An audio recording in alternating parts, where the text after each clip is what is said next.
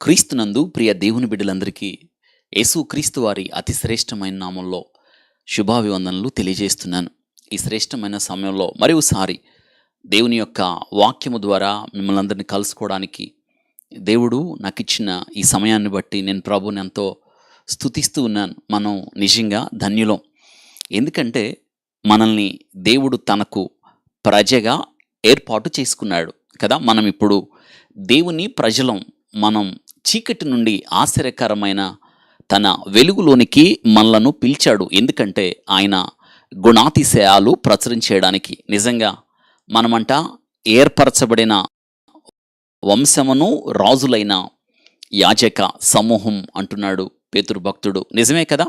ఇశ్రాయేలు నీ భాగ్యము ఎంత గొప్పది, యెహోవా విమోచించిన నిన్ను పోలినవాడు ఎవరు అని మోషే గారు జ్ఞాపకం చేస్తున్నాడు.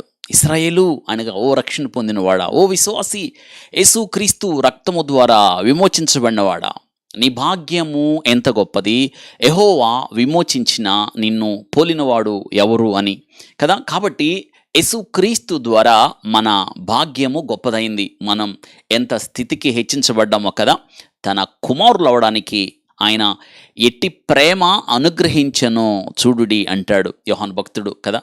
మనల్ని ఆయన పిల్లలుగా ఆయన ఎన్నుకున్నాడు. కాబట్టి మనము తండ్రి అబ్బా అని పిలవడానికి మనం అర్హత కలిగి ఉన్నాం.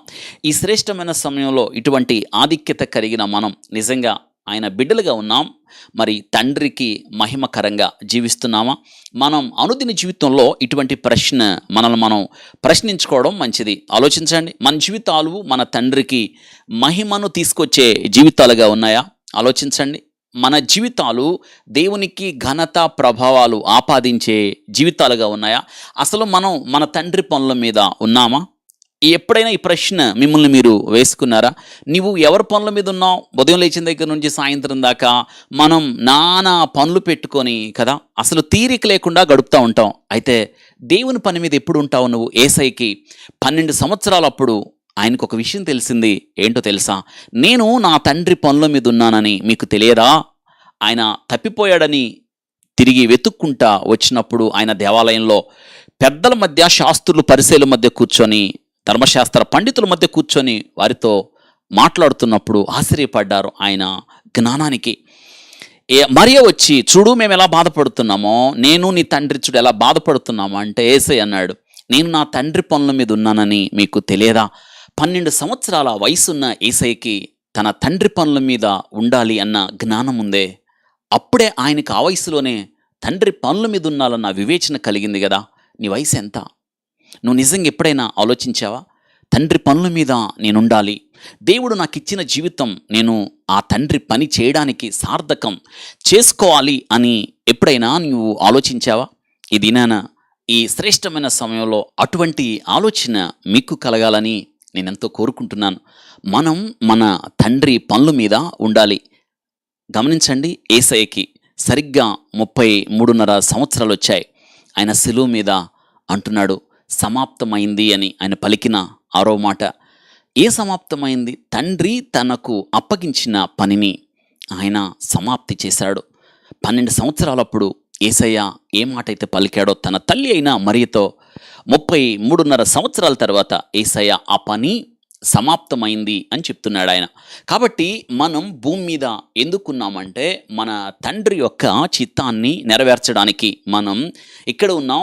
మన తండ్రి పనుల మీద మనం ఇక్కడ ఉన్నాం. ఆలోచించండి. ఈ శ్రేష్టమైన సమయంలో ఒక ప్రాముఖ్యమైన వాక్య భాగాన్ని ఈ దినాన దేవుడు మనతో మాట్లాడడానికి ఇష్టపడుతున్నాడు. ఆయన అబ్రహాము దేవుడు, ఇస్సాకు దేవుడు, యాకోబుల దేవుడు ఆయన కదా. ఆలోచించండి. అబ్రహాము విశ్వాసులకు తండ్రి, ఇస్సాకు నవ్వు, యాకోబు మోసగాడు. పై 2 పదాలు బాగున్నాయి. ఆయన పై 2 పదాలు ఆయన ఎవరంట? ఆయన విశ్వాసులకు తండ్రి అయిన అబ్రహాము దేవుడు, నవ్వు కలగజేసిన ఇస్సాకుకు దేవుడు, మోసగాడైన యాకోబుకు దేవుడు అంటే ఎలా ఉంది మీరు ఆలోచించండి.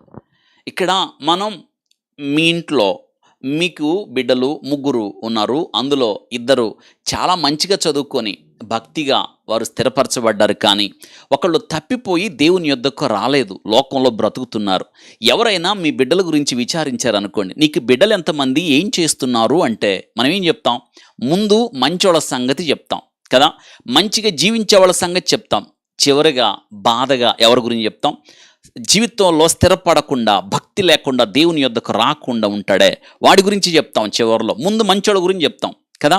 ఇక్కడ ఆలోచించండి, అబ్రహాము దేవుడు, ఇస్సాకు దేవుడు, ఆయన దేవుడుగా ఉండడానికి నిజంగా ఎంత యోగ్యమైన జీవితాన్ని జీవించారు వాళ్ళు. కానీ యాకోబు, ఆయన అబ్రహాము ఇస్సాకు దేవుడు మాత్రమే కాదు, కానీ ఆయన యాకోబు దేవుడు కూడా. ఎందుకు తెలుసా? యాకోబులో నీవు నేనున్నాం. ఆలోచించండి, వారి దేవుడు అనిపించుకోవడానికి ఆయన సిగ్గుపడలేదు అని బైబిల్ గ్రంథంలో రాయబడింది. ఆయన యాకోబు దేవుడు అంటే యాకోబు యొక్క నైజం, యాకోబు యొక్క స్వభావం, యాకోబు లాంటి జీవితం నీలో నాలో ఉంది. కాబట్టి దేవుడు ఎంత ప్రేమ కలిగిన వాడో తెలుసా? ఆయన మోసగాళ్లకు దేవుడు. ఆయన యేసయ్య భూమి మీద ఉన్నప్పుడు ఆయన సుంకపు గుత్తదారుడైన జక్కయ్య ఇంటికి వెళ్తున్నప్పుడు ప్రజలందరూ అనుకున్నారు, ఇదేంటి ఈయన పాపి అయిన వ్యక్తి ఇంటికి వెళ్తున్నాడు అని అనుకున్నారు. పాపుల స్నేహితుడు ఆయన. ఆయన నీ గురించి నా గురించి ఆయన సిగ్గుపడలేదు. అద్భుతమైన మాట ఏంటో తెలుసా? నీ గురించి నా గురించి పాపభారం మోయడానికి, ఆయన సిలువ మోయడానికి సిగ్గుపడలేదు. ఇది నాన్న బహిరంగంగా ఆయన అవమానించబడడానికి సిగ్గుపడలేదు. యాకోబులో నీవు నేను ఉన్నాం. ఇది నాన్న ఆయన అబ్రహాము దేవుడు, ఇస్సాకు దేవుడు, యాకోబుల దేవుడు. ఆయన అంటే దేవునికి వారు ఇంటి పేరుగా మారారు కదా. నీకు నీ ఇంటి పేరు ఎలా ఉందో దేవునికి ఇంటి పేరుగా మారారు. ఎవరంటే అబ్రహాము దేవుడు ఆయన, యాకోబు దేవుడు ఆయన, ఇస్సాకు దేవుడు ఆయన. అబ్రహాము, ఇస్సాకుల, యాకోబుల దేవుడు. ఇది నాన్న నీ దేవుడు నా దేవుడు కూడా. ఎందుకంటే యాకోబు తర్వాత వరుసలో, అదే క్రమంలో, అదే లక్షణాలతో, అదే జీవితాన్ని జీవిస్తున్న నీ జీవితం, నా జీవితం కూడా యాకోబు లాంటిదే కదా. అయితే యాకోబుకు కూడా ఆయన దేవుడిగా ఉండడానికి ఇష్టపడ్డాడు. యాకోబును మోసగాడని విడిచిపెట్టలేదు. యాకోబు కపట స్వభావాన్ని దేవుడు విడిచిపెట్టలేదు. కానీ యాకోబును వెంటాడాడు, యాకోబును వెతికి పట్టుకున్నాడు, యాకోబుతో మాట్లాడి యాకోబు కొరకు నిచ్చెన వేసిన దేవుడు ఆయన. ఆలోచించండి, దీనిన యాకోబు జీవితంలో ఒక ప్రాముఖ్యమైన ఘట్టాన్ని ఈ సమయంలో మనం నేర్చుకోవడానికి ప్రయత్నం చేద్దాం.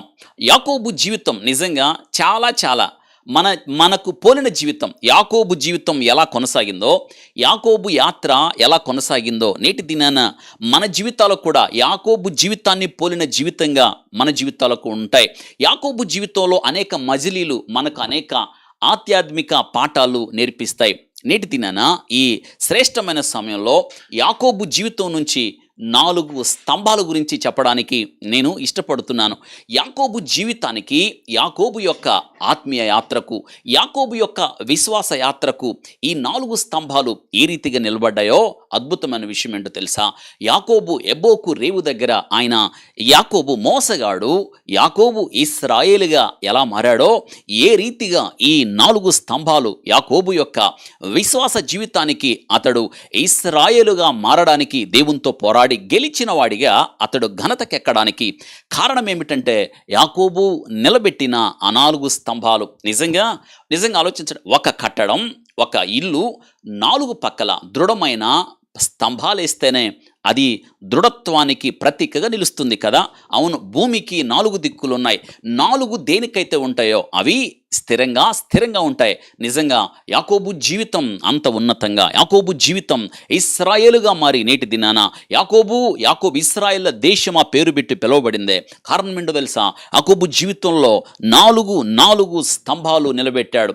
ఏమిటి 4 స్తంభాలు? ఈ 4 స్తంభాల గురించి మనం నేర్చుకోవాల్సిన ఆధ్యాత్మిక పాఠాలు ఏమైనా ఉన్నాయంటే ఎన్నెన్నో పాఠాలు ఉన్నాయి. ఆలోచించండి. ఇప్పుడు 4 స్తంభాలు అంటే మనకి ఒక్కసారి ఫ్లాష్ బ్యాక్లోకి వెళ్ళిపోండి.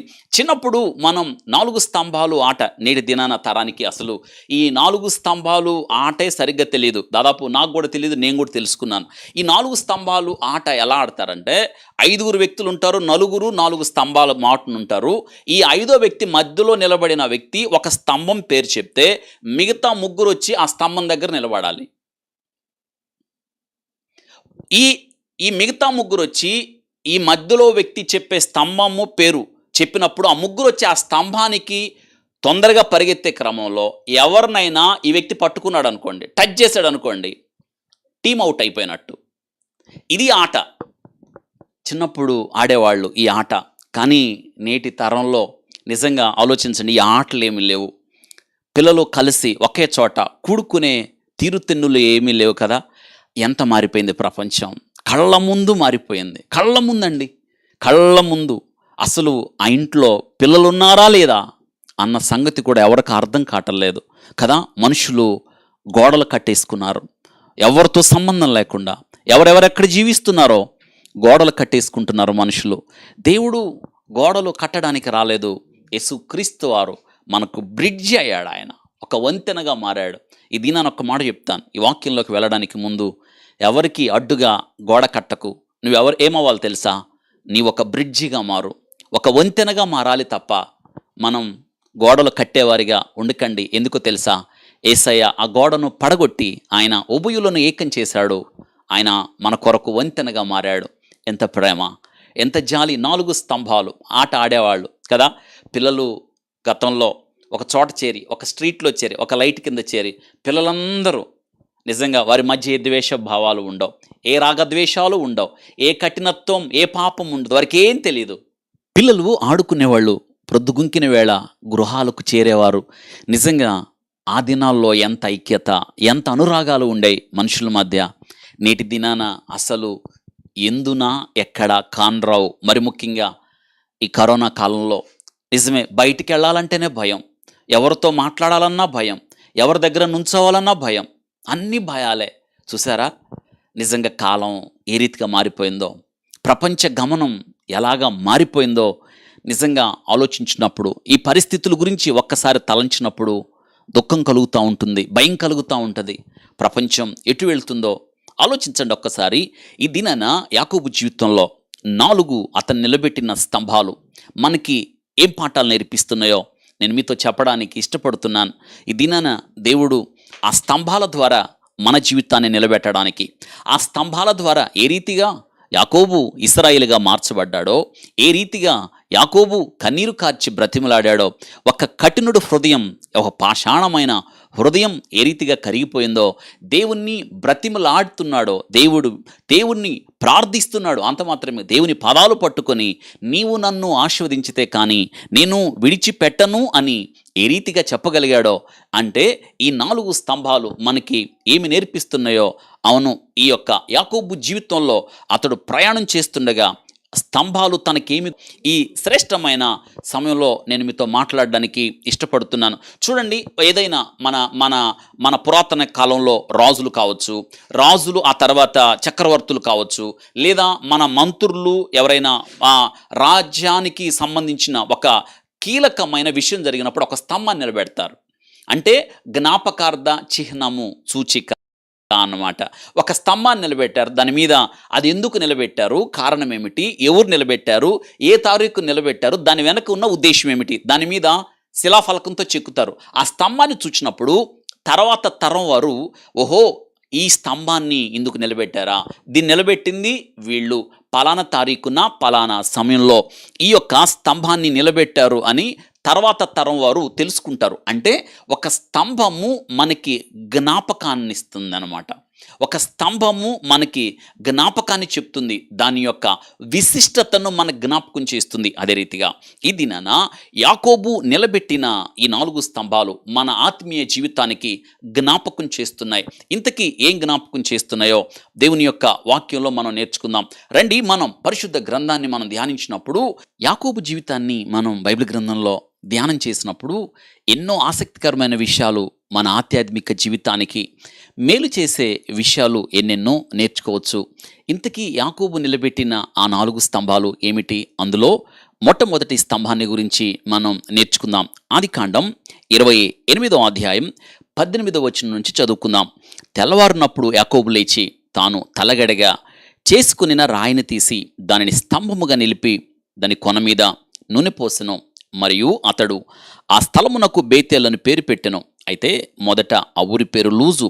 అప్పుడు యాకోబు, నేను తిరిగి నా తండ్రి ఇంటికి క్షేమంగా వచ్చినట్లు దేవుడు నాకు తోడయుండి నేను వెళ్ళుచున్న ఈ మార్గంలో నన్ను కాపాడి తినుటకు ఆహారమును ధరించుకున్నటకు వస్త్రములను నాకు దయచేసిన ఎడ్ల యెహోవా నాకు దేవుడయుండును మరియు స్తంభముగా అండర్లైన్ స్తంభముగా నేను నిలిపిన ఈ రాయి దేవుని మందిరమగును మరియు నీవు నాకిచ్చు యావత్తులో 10వ నిశ్చయముగా నీకు చెల్లించదని మ్రొక్కుకొనెను. యాకోబు ఆ రాత్రి జరిగిన సంఘటన పరిశుద్ధాత్ముడు మనకి రాస్తున్నాడు కదా. యాకోబు తలగడగా చేసుకున్న ఆ రాతిని నిలిపి స్తంభముగా నిలిపి దాని మీద నూనె పోసి దేవునితో అతడు తీర్మానం చేస్తున్నాడు. యాకోబు నిలిపిన మొట్టమొదటి స్తంభం. అబ్రహాము, ఇస్సాకు, యాకోబుల గురించి మనం ధ్యానం చేసినప్పుడు అబ్రహాము జీవితం మనకేమి నేర్పిస్తుందంటే, అబ్రహాము గుడారాల్లో నివసిస్తూ ఉండేవాడు. గుడారాల వాసి. గుడారాలులో అబ్రహాము నివసిస్తూ ఉండేవాడు. అంటే అర్థం ఏంటంటే, అబ్రహాము గుడారాల్లో ఉన్నాడు అంటే అర్థం ఏంటంటే, భూమి మీద మన జీవితం తాత్కాలికమని, ఈ శరీరం అనే ఈ గుడారం పౌలు గారు చెప్పినట్లుగా శిథిలమైపోతుంది అని, శాశ్వతమైన కట్టడం మనకి పరలోకమందున్నని హెబ్రీ గ్రంథకర్త రాస్తున్నాడు. దేవుడు దేనికి శిల్పి నిర్మాణకుడై ఉన్నాడో, పునాదులు కలిగిన ఆ పట్టణము కొరకు అబ్రహాము ఎదురు చూచాడు అని. అంటే అబ్రహాము గుడారాల్లో ఉన్నాడంటే అబ్రహాముకి శాశ్వతమైన ఇల్లు అవసరము లేదనే కదా. కాబట్టి అబ్రహాము గుడారాలు ఈ విషయాన్ని మనకు నేర్పిస్తాయి. భూమి మీద మన జీవితం తాత్కాలికమని, ఒక దినం మనం భూమిని విడిచిపెట్టాలని, భూమి మీద కొద్ది కాలం ఉండి వెళ్ళే పరదేశులమని వాక్యం నేర్పిస్తూ ఉంది. అంతేకాదు పరిశుద్ధ గ్రంథంలో ఈ అబ్రహాము బలిపీఠాలు కట్టినట్లుగా మనం చూస్తాం. ఇక ఇస్సాకు మనకి నేర్పించే పాఠాలు ఏంటంటే, ఇస్సాకు గురించి మనం ధ్యానం చేసేటప్పుడు ఇస్సాకు అనగానే బావులు గుర్తొస్తాయి. ఇస్సాకు తన తండ్రి హయాంలో త్రవ్విన బావులు ఫిలిస్తీయులు అసూయతో పూడ్చివేశారు. అయితే ఇస్సాకు తిరిగి వాటిని తవ్వించినప్పుడు జలలగల ఊటలు వచ్చాయని. దీని అర్థం ఏమిటి? ఆధ్యాత్మిక దప్పికతో అలమటించిపోతున్న మానవాళికి యేసుక్రీస్తు ఆయన జీవాహారం అయి ఉన్నాడు. ఇస్సాకు యొక్క బావులు మనకేమి నేర్పిస్తాయి అంటే, ఆత్మీయ లోతుల్లో నుంచి మనం ఎంతో చేదుకోవాల్సి ఉంది. ఆ బావి యొద్ద సమరయ స్త్రీతో యేసయ్య అనే మాట ఇదే కదా, ఈ నీళ్లు తాగితే నువ్వు దప్పికొంటావు, నేనిచ్చు నీళ్లు తాగితే నువ్వెప్పుడూ దప్పికొనవని ప్రభు చెప్పాడు కదా. ఇక మనకి యాకోబు జీవితం నిలబెట్టిన, తను నిలిపిన స్తంభాల గురించి మనకి పాఠాలు నేర్పిస్తాడు యాకోబు. అతను నిలిపిన 4 స్తంభాలు నేటి దినాన మన జీవితంలో ఆధ్యాత్మిక వృద్ధిని ఇవి పెంపొందింపజేస్తాయి. భూమి మీద మన జీవితం ఎలా సాగాలో ఈ అబ్రహాము తర్వాత ఇస్సాకు, ఇస్సాకు తర్వాత యాకోబు. అబ్రహాము జీవితంలో భూమి మీద తాత్కాలికమైన జీవితం అని, ఇస్సాకు జీవితం యేసుక్రీస్తు వారు జీవజల ఊట అని, ఆయన మాత్రమే మన దప్పికను తీరుస్తాడని. ఇక యాకోబు జీవితంలో మజిలీలు ఏమిటంటే నిలబెట్టిన స్తంభాలు. ఇక్కడ అతడు నిలబెట్టిన స్తంభం తను ఏదైతే తలగడగా తీసుకున్నాడో ఆ రాయిని అతడు నిలబెట్టాడు. అంటే ఆ రాయికి మార్పులు ఏమీ చేయలేదు, ఉన్నదున్నట్లుగా ఆ రాయిని నిలిపాడు. దీని అర్థం ఏంటో తెలుసా? అవును, రాళ్లను మార్చవలసిన పని లేదు. ఆ రాయిని ఉన్నదున్నట్టుగా నిలిపినట్లుగా వాక్యాన్ని మార్చాల్సిన అవసరం లేదు. నేటి దినాన చాలామంది వాక్యము ఒకలాగా ఉంటే వాక్యాన్ని మరొకలాగా చెప్పి కలిపి చెరిపెడి బోధలు గమనిస్తున్నారా? ఈ వాక్యమును మార్చవలసిన పని లేదు, ఉన్నదున్నట్లుగా చెప్తే కార్యం చేసేది ప్రభు. దానికి మన మాటలు ఎందుకు జోడించాలి? మన సొంత కవిత్వాలు ఎందుకు జోడించాలి? దేవుని యొక్క వాక్యంలో ఏది కూడా మనం కలపద్దు, ఏది కూడా మనం తీసివేయద్దు. మనం అందరం కూడినప్పుడు సంఘం అవుతుంది కదా. కాబట్టి ఇక్కడ మనం ఈ యాకోబు జీవితంలో నిలబెట్టిన స్తంభం ఏ మార్పులు చేయలేదు. ఆ రాయిని ఉన్నదున్నట్లుగా అతడు ఏం చేశాడు? నిలబెట్టి దాన్ని స్తంభముగా నిలిపాడు. ఇక వాక్యంలోనికి మనం ఆలోచించినప్పుడు మనందరికీ తెలుసు, అన్నను మోసం చేశాడు యాకోబు కదా. తల్లి ప్రమేయంతో అన్నను మోసం చేశాడు, తండ్రిని మోసం చేశాడు. తనకు రావాల్సిన జ్యేష్ఠత్వపు హక్కును అతడు ఒక రకంగా మోసంతో సంపాదించేసుకున్నాడు. ఇప్పుడు అన్న వస్తాడు, మనందరికీ తెలుసు. అన్న వచ్చి ఎక్కడ చంపుతాడోనని తల్లి పురమాయించింది. మామ దగ్గరికి వెళ్ళిపో యాకోబు, మీ అన్న వస్తే నిన్ను చంపుతాడు అని. ఇప్పుడు ప్రాణభయంతో యాకోబు పారిపోయి వెళుతున్నాడు. గమనించారా? అతడు యాకోబు బెయేర్షెబా నుండి 10వ యాకోబు బెయేర్షెబా నుండి బయలుదేరి హరాను వైపు వెళ్ళుచు ఒక చోట చేరి ప్రొద్దు గుంకినందున అక్కడ రాత్రి నిలిచిపోయాను. అతడు బయలుదేరి వెళుతున్నాడు. బెయేర్షెబా నుండి అతడు బయలుదేరి హరాను వైపు వెళుతుండగా అక్కడికి దారిలో ప్రొద్దుపోయింది, రాత్రి అయింది. ఒక చోట ఆగిపోయాడు. రాత్రి నిలిచిపోయి ఆ చోటి రాళ్లలో ఒకటి తీసుకొని తనకు తలగడగా చేసుకొని, అక్కడ చాలా రాళ్ళు ఉన్నాయి, ఒక రాయి తీసుకున్నాడు, తలగడగా చేసుకొని అక్కడ పండుకున్నాడు. అయితే ఏం జరిగింది చూడండి. అప్పుడు అతడు కలక నేను అందులో ఒక నిచ్చెన భూమి మీద నిలబడి ఉన్న దాని కొన ఆకాశమును అంటెను, దాని మీద దేవుని దూతలు ఎక్కుతూ దిగుచుంటారు. అతడు కలక అన్నాడు. ఆ దినాన యాకోబు రాత్రి ఒక్కడే ఉన్నాడు. యాకోబుతో ఎవరు లేరు. యాకోబు ఒంటరిగా ఉన్నాడు. ప్రాణభయంతో పరుగులు తీశాడు. ఒక రకంగా యాకోబు పాపమే, యాకోబు యొక్క మోసమే యాకోబును తరుముతూ ఉంది. నీ పాపము నిన్ను తరుముతూ ఉంది, నీ పాపములు నీ వెంట పడతాయి అని బైబిల్ గ్రంథంలో రాయబడి ఉంది కదా. ఇప్పుడు యాకోబు ప్రాణభయంతో పరుగులు తీస్తున్నాడు. ఎక్కడికి? హారాను వెళుతున్నాడు. మధ్యలో చీకటైంది, రాత్రి అయింది, ఎక్కడికి వెళ్ళలేడు. ముందుకు వెళదామంటే దారి తెలియని పరిస్థితి. వెనక్కి వెళదామా? అన్న చంపుతాడు. ఎందుకంటే మోసంతో జ్యేష్ఠత్వపు హక్కును సంపాదించేశాడు ఈ యొక్క యాకోబు. ఏం జరిగిందో చూడండి. అతడు ఆ రాత్రి ఆగిపోయి, బైబిల్ గ్రంథం రాయబడింది, పాడైన భీకర ధ్వని కలిగిన అరణ్యం, సర్పములు ఉన్న అరణ్యం, క్రూర మృగాలు ఉన్న అరణ్యం, ఏ మనుషుడు సంచరించని అరణ్యంలో యాకోబు ఒక్కడే మిగిలిపోయాను. నిజంగా యాకోబు పరిస్థితి చూడండి. ఎంత భయం కొలిపే రాత్రి, ఎంత విషాదం కొలిపే రాత్రి. ఎవరు మాట్లాడాలి యాకోబుతో?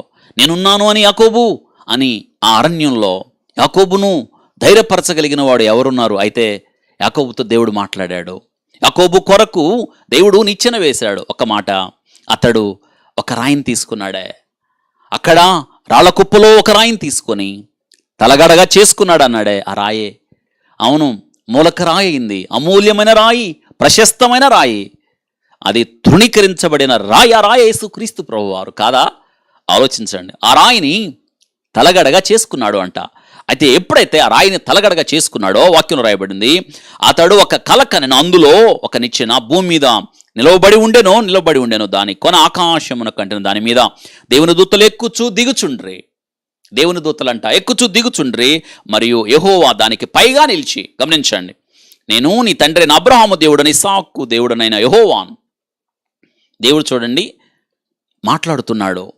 దేవుడే తనను తాను పరిచయం చేసుకుంటున్నాడు యాకోబుతో. యాకోబు, నేను నీ తండ్రి అబ్రహాము దేవుడను, నీ తండ్రి ఇస్సాకు దేవుడను అని అంటాడు. నీవు పండుకొని ఈ భూమి నీకును నీ సంతానమునకిచ్చేదను. దేవుడు తనంతట తానే జోక్యం కలుగజేసుకొని యాకోబుతో మాట్లాడుతున్నాడు. యాకోబు కొరకు నిచ్చెన వేశాడు.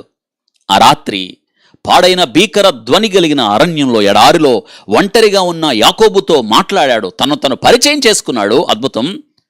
వాగ్దానం చేస్తున్నాడు. ఇదిగో ఈ భూమి నువ్వు పడుకున్నావే, ఆ రాయిని తలగడగా చేసుకున్నావే యాకోబు, ఇదిగో ఈ భూమిని నీకు నీ సంతానమునకిచ్చేదను, నీ సంతానం భూమి మీద లెక్కకు ఇసుక రేణువుల వలె అగును. అబ్రహాముతో చేసిన వాగ్దానాన్ని దేవుడు జ్ఞాపకం చేస్తున్నాడు. నీవు పడమటి తట్టును, తూర్పు తట్టును, ఉత్తరపు తట్టును, దక్షిణ తట్టును వ్యాపించుదురు భూమి యొక్క వంశములన్నీయు నీ మూలముగాను నీ సంతానం మూలముగాను ఆస్వాదించబడి. ఇదిగో నేను నీకు తోడయుండు, నీవు వెళ్ళు ప్రతి స్థలమందు నిన్ను కాపాడుచు. దేవుడు తనంతట తను యాకోబుతో మాట్లాడుతున్నాడు. యాకోబు, నేను నీకు ఈ స్థలాన్ని ఇస్తా, నీ సంతానానికి ఇస్తా, నీలో నుండి ఇంతగా దీవించబడతారు, ఇసుక రేణువుల వలె నీలో సంతానం అవుతుంది అని అంటాడు. ఇదిగో నేను నీకు తోడై ఉంటా. యాకోబు ఏమన్నా రా అని పిలిచాడా? నాకు దిక్కెవరని ఏడ్చాడా? దేవుడు తనంతట తను జోక్యం చేసుకొని నీ సంతానమునకు నేను ఈ భూమిని ఇస్తాను అని అంటున్నాడు. నీ సంతానమునకు నీ మూలంగా ఆస్వాదించబడుతుంది అంటూ. ఇదిగో నేను నీకు తోడయుండు, నువ్వు వెళ్ళు ప్రతి స్థలమందు నిన్ను కాపాడుచు, ఈ దేశమునకు నిన్ను మరలా రప్పించదు, నీతో చెప్పినది నెరవేర్చు వరకు. అండర్లైన్. యాకోబు, నేను నీతో చెప్పినది నెరవేర్చు వరకు నేను నిన్ను విడునని చెప్పగా. ఇది యాకోబుకు వచ్చిన కళ. నిజంగా దేవుడు చూసారా? విడవబడిన ఒక పాపిని, కల్లోలం నిండిన ఒక పాపిని, జీవితమును గురించిన కలవరముతో నిండిన రాత్రి యాకోబుతో తనంతట తను మాట్లాడి, యాకోబు జీవితంలో జోక్యం చేసుకున్న దేవుడు నిజంగా యాకోబుతో మాట్లాడవలసిన అవసరం ఏముంది ఆయనకి? యాకోబును పలకరించవలసిన అవసరం ఏముంది ఆయనకి? యాకోబు మోసగాడైతే తన పాపములు తన వెంట పడుతుంటే, తరుముతూ ఉంటే భయపడి ప్రాణభయంతో పరుగులెడుతున్న యాకోబును దర్శించవలసిన అవసరం ఏముంది? పరిచయం చేసుకోవాల్సిన అవసరం ఏముంది? ఈ భూమిని నీకు ఇస్తానని చెప్పాల్సిన అవసరం ఏముంది? నీ సంతానాన్ని ఇసుక రేణువుల వలె దీవిస్తానని చెప్పడం అవసరం ఏముంది? ఇదే దేవుని ప్రేమ, ఇదే దేవుని కరుణ. అంటాడు, నువ్వు వెళ్ళే ప్రతి స్థలానికి యాకోబు నేను వస్తాను, నిన్ను నేను దీవిస్తాను.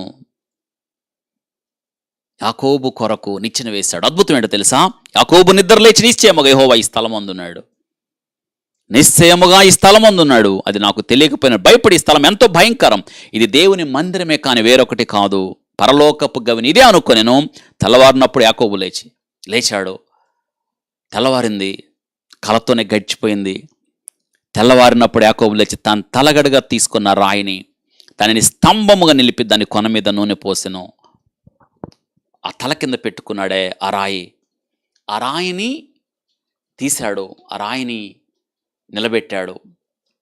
ఆ రాయి నిలబెట్టి స్తంభముగా పెట్టి అద్భుతమైన దాని కొన మీద నూనె పోసెను. మరియు అతడు ఆ స్థలమునకు బేతేలు పేరు పెట్టెను. బేతేలు దేవుని మందిరం అని పేరు పెట్టాడు. ఆ రాయి నిలిపిన చోటు. ఏ రాత్రి అయితే దేవుడు అతనికి దర్శనమిచ్చాడో, ఏ రాత్రి అతనికి కలలో మాట్లాడాడో, ఏ రాత్రి అయితే అతనికి వాగ్దానం చేశాడో, ఏ రాత్రి అయితే తను పరిచయం చేసుకున్నాడో, ఏ రాత్రి అయితే ఆకాశాన్ని చీల్చి అతనికి నిచ్చెన వేశాడో, ఆ నిచ్చెన పైన శిఖరాగ్రము నుండి దేవుడు మాట్లాడుతున్నాడో, నేను నీకు తోడై ఉంటాను, నువ్వు వెళ్ళే ప్రతి స్థలానికి వస్తాను, నిన్ను దీవిస్తానని ఆ రాయిని నిలబెట్టి దాని కొన మీద నూనె పోసి, మరియు అతడ స్థలమునకు బేతేలు అని పేరు పెట్టెను. బేతేలు అనగా దేవుని మందిరం, దేవుని ఇల్లు అని అర్థం. ఇది మొదటి స్తంభంలో ఏం జరిగిందో తెలుసా? దేవుని ప్రత్యక్షత యాకోబుకు దొరికింది. ఈ మాట రాసుకుందాం. బేతేలులో ఆయన నిలబెట్టిన మొదటి స్తంభం దేవుని ప్రత్యక్షత. అవును, ఇంటికి దూరమైన యాకోబు, ఎప్పుడు కూడా ఇటువంటి అనుభవం యాకోబుకు లేదు. తన తల్లిని విడిచిపెట్టిన అనుభవం, తన ఇంటిని విడిచిపెట్టిన అనుభవం యాకోబుకు లేదు. ఇక్కడ ఒంటరి అయిపోయాడు.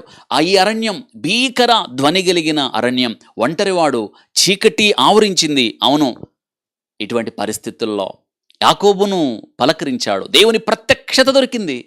యాకోబు అన్నాడు, నేను ఎవరో తెలుసా? నేను మీ తండ్రి దేవుణ్ణి, అబ్రాహాము దేవుణ్ణి. యాకోబు, నేను మీ తండ్రి ఇస్సాకు దేవుణ్ణి. అంటే అర్థం ఏంటో తెలుసా? నేను నీకు కూడా దేవుడిగా ఉండడానికి ఇష్టపడుతున్నాను. యాకోబు, నీకు ఇష్టమేనా? యాకోబుకు ప్రత్యక్షమయ్యాడు. మొదటి స్తంభం మనకు నేర్పే పాఠం ఏంటో తెలుసా? దేవుని ప్రత్యక్షత. 4 స్తంభాలలో మొదటిది దేవుని ప్రత్యక్షత. యాకోబుకు నిచ్చెన వేశాడు. నిచ్చెన వేసి ఆలోచించండి, ఈ నిచ్చెన ఆకాశము నుండి వేయబడింది, పైనుండి వేయబడింది. మనుషుని జోక్యం లేదు ఇక్కడ.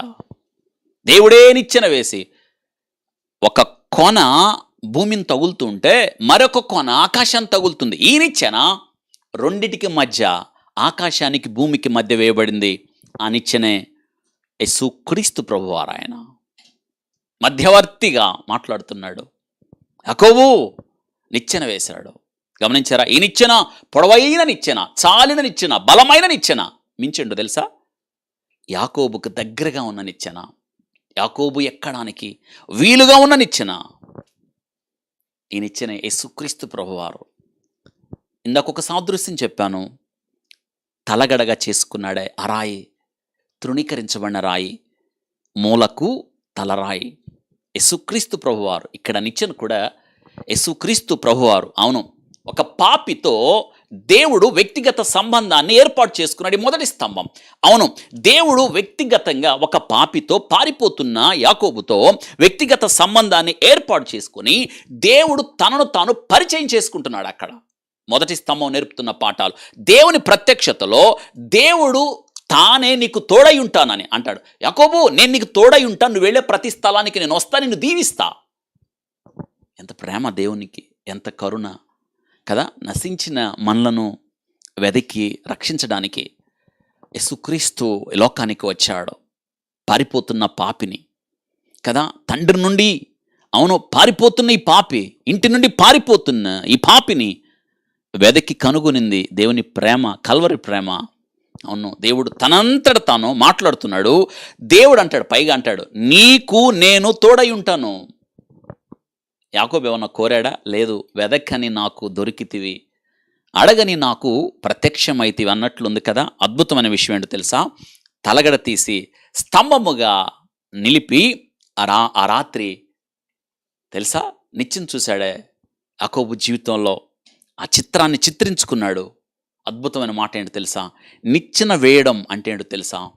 దేవుడు ఒక పాపిని పరామర్శిస్తున్న తీరు నిజంగా ఎంత గొప్ప విషయం. వ్యక్తిగతంగా యాకోబు భయపడద్దు, వ్యక్తిగతంగా మాట్లాడుతున్నాడు, జోక్యం చేసుకుంటున్నాడు ఆయన. ఒక పాపికి ప్రత్యక్షత, దేవుని ప్రత్యక్షత దొరికింది. అద్భుతమైన మాట. ఏమంటున్నాడు తెలుసా? తనను తాను పరిచయం చేసుకొని వాగ్దానం చేస్తున్నాడు, తన సంతానానికి ఆ భూమిని ఇస్తానని. నిజంగా వాగ్దానము చేసిన దేవుడు నమ్మతైన వాడు కదా. తలగడగా చేసుకున్న ఆ రాయి ఏమైందో తెలుసా? స్తంభమైంది. తలగడగా చేసుకున్న ఆ రాయి స్తంభమైంది. యాకోబు అంటున్నాడు, ఈ రాయి రేపటి దినాన మందిరం అవుతుంది అన్నాడు. నిజంగానే ఎంత గొప్ప ఆసక్తికరమైన విషయమో కదా. ఇప్పుడు యాకోబు ఈ అనుభవంలో దేవుని ప్రత్యక్షత దొరికింది కదా యాకోబుకి. కాబట్టి మొట్టమొదట రాయి దగ్గర ఏం దొరికింది?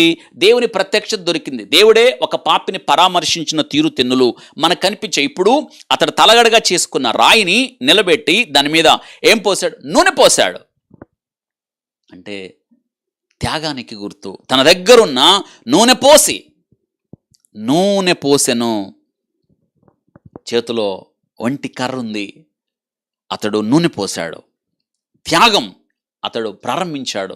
ఆలోచించండి, నూనె పోశాడు. రెండో విషయం, అతడు అంటాడు, నూనె పోసి ప్రభువా నేను వెళ్తున్నాను అంటాడు యాకోబు. నేను తిరిగి నా తండ్రి ఇంటి క్షేమముగా వచ్చినట్లు నీవు నాకు తోడై ఉండి. దేవుని మీద ఆధారపడుతున్నాడు. తిరిగి నా తండ్రి ఇంటికి నేను క్షేమముగా వచ్చినట్లు నీవు నాకు తోడయుండి, నీ వెళ్ళుచున్న ఈ మార్గంలో నన్ను కాపాడి, తినుటకు ఆహారమును, ధరించుటకు వస్త్రములు నాకు దయచేసిన యెడల యెహోవా నువ్వు నాకు తోడై ఉంటావని ఇక్కడ అంటున్నాడు. దేవుని మీద ఆధారపడడం నేర్చుకున్నాడు. అంటాడు, నూనె పోసి అన్న వస్త్రములు సమస్తం నువ్వే ఇవ్వాలి, నువ్వు నాకు తోడుగా ఉండాలి, నా తండ్రి ఇంటికి క్షేమంగా నీవు నన్ను తీసుకురావాలి అంటున్నాడు యాకోబు. ఆలోచించండి, స్తంభాన్ని నిలిపాడు. ఆ స్తంభము నిజమే జ్ఞాపకం చేస్తుంది అన్నాడు. ఇది దేవుని మందిరం అవుతుంది. దేవుని మందిరం. 1 తిమోతి పత్రిక 3వ అధ్యాయం 15వ వచనంలో, అవును దేవుని మందిరంలో అనగా జీవము గల దేవుని సంఘములో జనులు ఎలాగూ ప్రవర్తించవాలని నీకు తెలియజేయుటకై ఈ సంగతులను నీకు రాయిచున్నాను. ఆ సంఘము సత్యమునకు స్తంభమును, అండర్లైన్, స్తంభమును ఆధారమునయున్నది. ఆలోచించండి, పౌలు గారు బహుశా 1 తిమోతి పత్రిక 3వ అధ్యాయం 15వ వచనంలో పౌలు గారు ఈ మాట రాసేటప్పుడు బహుశా ఈ అధ్యాయం ఆయనకి జ్ఞాపకం వచ్చిందేమో. ఆ స్తంభము సత్యమునకు ఆధారమును, సత్యమునకు సంఘం అనే సత్యమునకు ఆధారం అయ్యింది. సత్యమునకు స్తంభం అంటే అర్థం ఏంటో తెలుసా? సంఘం సత్యాన్ని ఎత్తి చూపాలి. నిలబెట్టిన రాయి దేవుని మందిరం అవుతుంది అన్నాడు. సత్యమునకు స్తంభం సత్యాన్ని ఎత్తి చూపాలి. అంటే సంఘానికి సత్యమే ఆధారం. ఈ సత్యమే సంఘాన్ని మొయ్యాలి. సంఘములో మోసం ఉండరాదు, సంఘములో అబద్ధం ఉండదు, సంఘములో కపటం ఉండదు, సంఘములో దురుద్దేశాలు ఉండవు, సంఘములో చెరిపెడిపోద ఉండదు. సంఘములో ఉండేదంతా కూడా ఆ రాయి నిలబెట్టాడే. ఆ రాయికి ఏ మార్పులు చేయలేదు యాకోబు. ఉన్నదున్నట్టుగా నిలబెట్టినట్లుగా దేవుని యొక్క వాక్యం ఉన్నదున్నట్టుగా చెప్పాలి. అప్పుడే సత్యమునకు ఆధారం. ఆ వాక్యమే సత్యమైతే ఇంకా మన సొంత మాటలు ఎందుకు అక్కడ? యాకోబు ఏమన్నా మార్పులు చేర్పులు చేశాడు? స్తంభం ఒక బలమైన ఆధారాన్ని ఇస్తుంది. ఆలోచించండి. సంఘం, నాకు ఈ వాక్యం చదివినప్పుడు నిజం గుర్తొస్తుంది. పౌలు గారు సత్యము సంఘమునకు ఆధారము అన్నప్పుడు యాకోబు నిలబెట్టిన ఆ రాయి, యాకోబుకు దొరికిన ప్రత్యక్షత, బహుశా యాకోబు ఆ ప్రత్యక్షత పౌలు గారు జ్ఞాపకం చేసుకొని అంటున్నాడు, ఆ సంఘము సత్యమునకు స్తంభమును ఆధారమునయున్నది అని. ఈ దినాన ఆలోచించండి. జీవము కలిగిన దేవుని సంఘంలో జనులు ఎలాగూ ప్రవర్తించవలనో తిమోతి నేను నీకు చెప్తున్నాను అన్నాడు. నువ్వు నేర్పించు ప్రజలకు అన్నాడు. నిజమే. మనం ఒక్కసారి ఆలోచించండి. మన సంఘంలో మన ప్రవర్తన ఎలా ఉంది? మన సంఘం, మనం యేసు క్రీస్తు రక్తము ద్వారా విమోచించబడిన ప్రజలు ఇద్దరు ముగ్గురు ఎక్కడ కూడి ఉంటారో అది సంఘం. ఆ సంఘం ఆధారం ఏమిటో తెలుసా? సత్యం. ఆ సత్యం యేసు క్రీస్తు వారు. ఇక ఆ నిలబెట్టిన ఆ రాయికి మార్పులు చేర్పులు అవసరం లేదు. ఉన్నదున్నట్టు చెప్పాలి వాక్యం. కానీ నేటి దినాన ఆ స్తంభానికి ఆధారం కొదువైపోయింది. దేవుణ్ణి ఆధారం చేసుకోకుండా మనుషులు వారంతట వారే సంఘాలకి ఆధారంగా నిలబడుతుందా సంఘం? ఉండదు, ఎన్నటికీ కాదు. ఆలోచించండి. మనం జీవము కలిగిన దేవుని సంఘంలో జనులు ఎలాగూ ప్రవర్తించగలను. ఒక మాట, నీ సంఘంలో నీ ప్రవర్తన ఎలా ఉంది ఆలోచించండి. మనం ఎన్ని విషయాల్లో తప్పిపోతున్నామో తెలుసా? సంఘం అంటే ఏమిటో తెలుసా? ఈ సంఘము కొరకు యేసుక్రీస్తు వారు తన ప్రాణాన్ని పెట్టాడు. సంఘం ఆయన వధువు, ఆయన భార్య. ఈ భార్య కొరకు తను తాను విమోచన క్రయధనముగా అర్పించుకున్నాడు. ఆ ప్రేమను గురించి చెప్తూ ఎఫెసీ పత్రికలో పౌలు గారు అంటాడు, అటువలే క్రీస్తు కూడా సంఘమును ప్రేమించి ఆ సంఘము కొరకు తను తాను అప్పగించుకొనెను. ఎంత మంచి మాట! సంఘము కొరకు అప్పగించుకున్నాడు ఆయన. ఈ దినాన ఆ సంఘంలో నిజంగా అమూల్యమైన రక్తము ద్వారా విమోచించబడిన సంఘం ఎంత గొప్పగా ఉండాలి ఆలోచించండి. ఈ దినాన నీ సంఘంలో నీ ప్రవర్తన ఎలా ఉంది? నీ ప్రవర్తన అవును మేలు కలిగేదిగా ఉందా? దేవునికి మహిమ తెచ్చేదిగా ఉందా? జీవముల దేవుని సంఘంలో నీ ప్రవర్తన బట్టి అనేకులు దేవుని సంఘానికి వచ్చేవాళ్ళుగా ఉన్నారా? యాకోబు నిలబెట్టిన స్తంభం దేవుని మందిరం, అది సత్యమునకు ఆధారం. అది మరి నీ ప్రవర్తన ఎలా ఉంది? యెహోవా మందిరమునకు వెళ్ళినప్పుడు నీ ప్రవర్తన విషయమై జాగ్రత్తగా చూచుకొనుము అని జ్ఞానైన సొలొమోను చెప్తున్నాడు కదా. మన ప్రవర్తన ఎలా ఉంది ఆలోచించండి. నేను ఒక మాట జ్ఞాపకం చేస్తున్నాను. మన ప్రవర్తన గురించి ఒక మాట సందర్భంలో, సమయానికి ఆరాధనకు వెళ్తావా? ఒక్కసారి ఆలోచించండి. ఇప్పుడు లాక్డౌన్ కదా, నువ్వు వెళ్దామన్నా చర్చిలు లేవు, క్లోజ్ అయిపోయినాయి, మూసేశారు కదా. ఎంత దుఃఖకరం! సంఘము నిన్ను ప్రేమించి పిలిచినప్పుడు, మీ దైవ సేవకుడు ఎలుగెత్తి ఘోషించినప్పుడు వెళ్ళావా? వెళ్ళలేదు. కానీ ఇప్పుడు వెళదామన్న ఆశ ఉంది, కానీ సంఘాలు లేవు. సమయానికి వెళ్ళావా? ఆఫీసుకి సమయానికి పోతావు, ప్రయాణానికి సమయానికి పోతావు, ఇంకా దేనికన్నా సమయానికి పోతావు. ఒక మాట, నీకు ఒక అపాయింట్మెంట్ వచ్చింది, ఒక మినిస్టర్ దగ్గర నుంచో, కలెక్టర్ దగ్గర నుంచో, ఎక్కడి నుంచో నీకు వారిని కలవడానికి చాలాసార్లు ప్రయత్నం చేసావు, నీకు అవకాశం వచ్చింది. ఉదయం 7 గంటలకు నీకు అపాయింట్మెంట్ ఇచ్చారు రమ్మని. ఎన్ని గంటలకు వెళ్తావు? 7:15కి వెళ్తావా? వెళ్ళవు కదా. 7:15కి వెళ్తే నీ సమయం అయిపోయింది, నేను రానివ్వరు. 7 గంటలకు నీకు అపాయింట్మెంట్ అయితే 7 గంటలకు ముందు వెళ్తావు కదా. ఒక నరమాతృణ్ణి కలవడానికి ఇంత పనిగట్టుకొని వెళ్ళావే, నువ్వు కలుస్తుంది ఎవరో తెలుసా? నువ్వు వస్తుంది ఎక్కడికి? జీవము కలిగిన దేవుని సంఘం. నిజంగా ఈ దినాన ఎంతమంది విషయంలో తప్పిపోతున్నారు కదా. ఎంతమంది ఆలోచించండి. ప్రారంభ ప్రార్థన చేసేటప్పుడు ఒక ప్రశ్న, ఎన్నిసార్లు నీవు దైవ సేవకుడు ఆయనతో కలిసి ఆమెన్ అని చెప్పావు ఆలోచించండి. గుర్తుందా? లేదు, గుర్తుండలేదు. ఎందుకు తెలుసు? నువ్వు సమయానికి వెళ్ళలేదు. ఒక మాట, అందరితో కలిసి సంఘమంతా కలిసి పాటలు పాడినప్పుడు వారితో స్వరం కలిపావా? కలపలేదు కదా. సంఘమంతా కలిసి ఆత్మతో సత్యముతో ఆరాధిస్తున్నప్పుడు నువ్వు ఆరాధించావా? లేదు. సంఘము కలిసి శ్రద్ధగా వాక్యం, దైవ సేవకుడు చెప్పే వాక్యం ఎంతో కష్టపడి కదా నీకోసం ఆయన వాక్యాన్ని సిద్ధం చేసి ఎంతో కష్టపడి నీకు వాక్యం అందిస్తుంటే వాటిని నీవు చక్కగా రాసుకొని భద్రం చేసుకుందామన్న ఆలోచన ఉందా? లేదు. కనీసం బైబిల్ త్యాని భక్తి, ఒక భక్తి. అసలు మనం క్రైస్తవులమేనా ఆలోచించండి. జీవములిన దేవుని సంఘంలో జనులు ఎలాగూ ప్రవర్తించవలనో. సంఘం అంతా ప్రార్థన చేస్తుంటే ప్రార్థనలు ఏకీభవిస్తున్నావా? ఆలోచించండి. దేవుడు నీ జీవితంలో చేసిన మేలులు ఉపకారాలన్నింటిని బట్టి ఆయన్ని స్తుతించద్దా? సంఘ క్రమాన్ని పాటించద్దా? ఆలోచించండి. దేవుడు నీకు అప్పగించిన పని నువ్వు చేయద్దు. ఒకవేళ దేవుడు నీకు తలాంతులు ఇస్తే ఆ తలాంతులు దేవుని కొరకు వాడద్దా? ఆలోచించండి. ఒకవేళ నీ దైవ సేవకుడు ప్రయాసపడుతుంటే నీవు ఆ జీవము కలిగిన దేవుని సంఘంలో ఒక అవయవం కాదా? నువ్వు కూడా ఆయనతో కలిసి పాటు పడద్దా? నీకిచ్చిన కృపావారాల తలాంతులను బట్టి సంఘము యొక్క అభివృద్ధిలో నువ్వు పాలు పంపులు పొందొద్దా? ఒకవేళ దైవ సేవకుడు నీకు పని అప్పగిస్తే బాధ్యతయుతంగా పనిని నెరవేర్చుతున్నావా? ఇది ప్రవర్తన అంటే.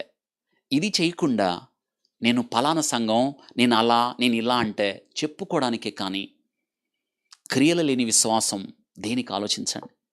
ఇదేనా నీ భక్తి? ఇదేనా నీ కోరుతున్నాడు దేవుడు? లేదు లేదు. మొట్టమొదటి స్తంభం దేవుని ప్రత్యక్షత గురించి యాకోబుతో మాట్లాడింది.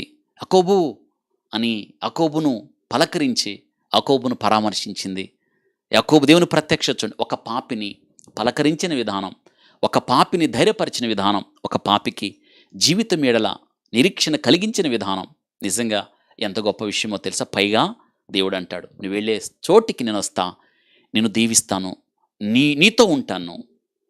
యాకోబుకు దేవుని మీద ఆధారపడడం దేవుడు నేర్పించాడు. ఇదే మొట్టమొదట స్తంభం, దేవుని ప్రత్యక్షత. ఆ స్తంభాన్ని నిలబెట్టాడు, దాని మీద నూనె పోశాడు.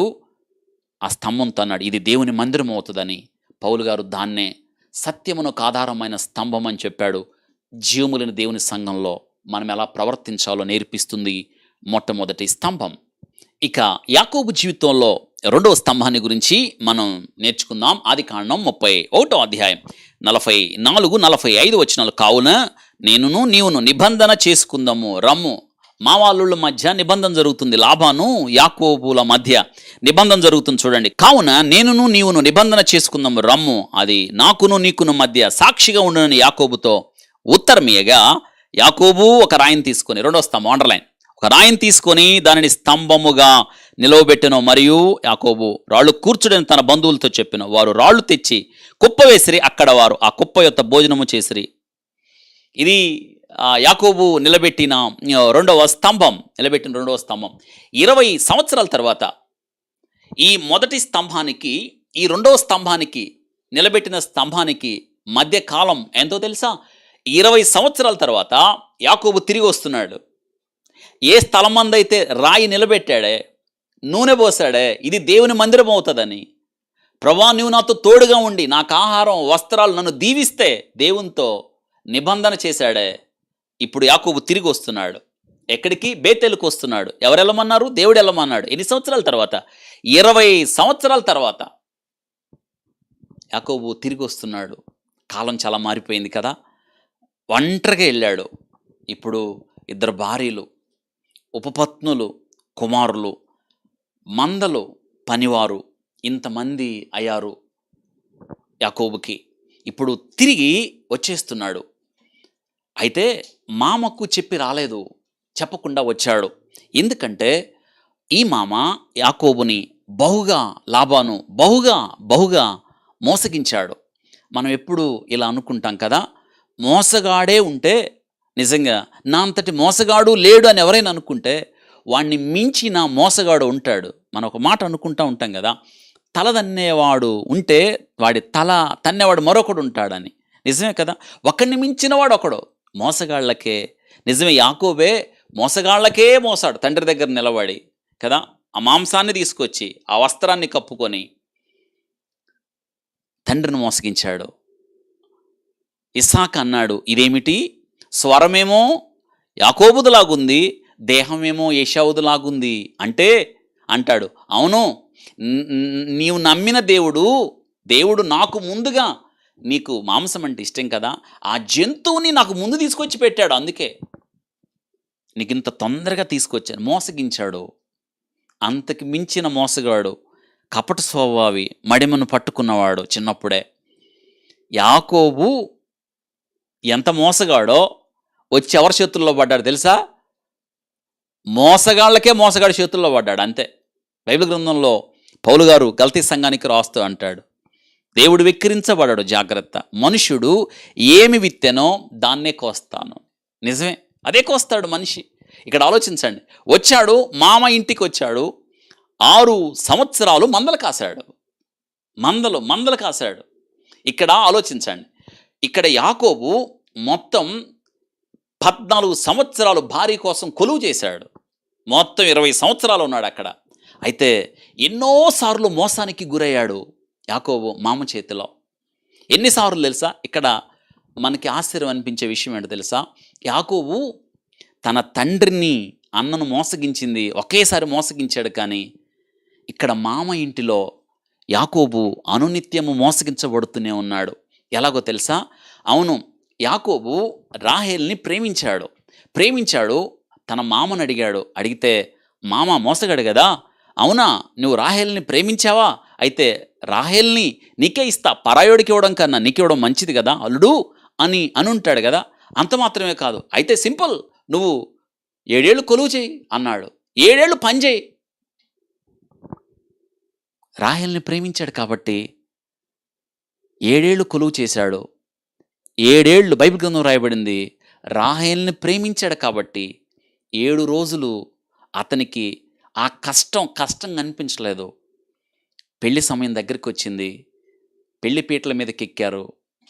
మరి ఆ దినాల్లో సాంప్రదాయం ఏమిటో తెలియదు కానీ బహుశా మరి ముసుగు వేశారేమో, లేదా ఒక కర్టన్ లాంటిది, ఒక చెంగు లాంటిది కట్టి అమ్మాయిని అవతల దాచి అబ్బాయిని అవతల పెడతారేమో. ఆ సాంప్రదాయాలు అలా ఉండే ఆ దినాల్లో. ఆ వివాహము రాత్రి జరిగిన సంగతి ఏంటో తెలుసా? రాహేలు ఉండాల్సిన చోట లేయాను కూర్చోబెట్టేశాడు తండ్రి, మామ. వివాహం అయిన తర్వాత చూస్తే అక్కడ రాహేల్ లేదు, ఎవరుంది? లేయా ఉంది. పరిగెత్తుకుంటా మామ దగ్గరికి వచ్చి అన్నాడు, నేను కొలువు చేసింది రాహేల్ కోసం కదా, మామ ఏంటి ఇలా చేసావంటే, ఆయన పెద్ద కలవరపాటుకి ఏం గురువు కాకుండా ఆయన అంటాడు, అవును అల్లుడు, ఇది దేశ సాంప్రదాయం కాదు కదా, అరే ఊరుకోవా, పెద్దమ్మాయిని పెట్టి చిన్నమ్మాయికి పెళ్ళి ఎలా చేస్తాను అన్నాడు. ఇదేంటి, నేను చేసింది కొలువు చేసింది చిన్నమ్మాయి కోసం, అయితే నాకు ఇష్టం లేని లే అని నాకు ఇచ్చావు అంటే, దాందే ఉంది అల్లుడు, నీకు రాహేలే కావాలి అనుకుంటే ఇంకొక 7 ఏళ్ళు కొలువు చేయి అన్నాడు. నిజంగా ఎంత మోసం. ఒక్క మాట చెప్తాను, జాగ్రత్తగా వినండి. ఇప్పుడు ఇంత జరుగుతున్న సంగతి రాహేలుకి తెలియదా? రాహేలుకి తెలియకుండానే జరిగిందా?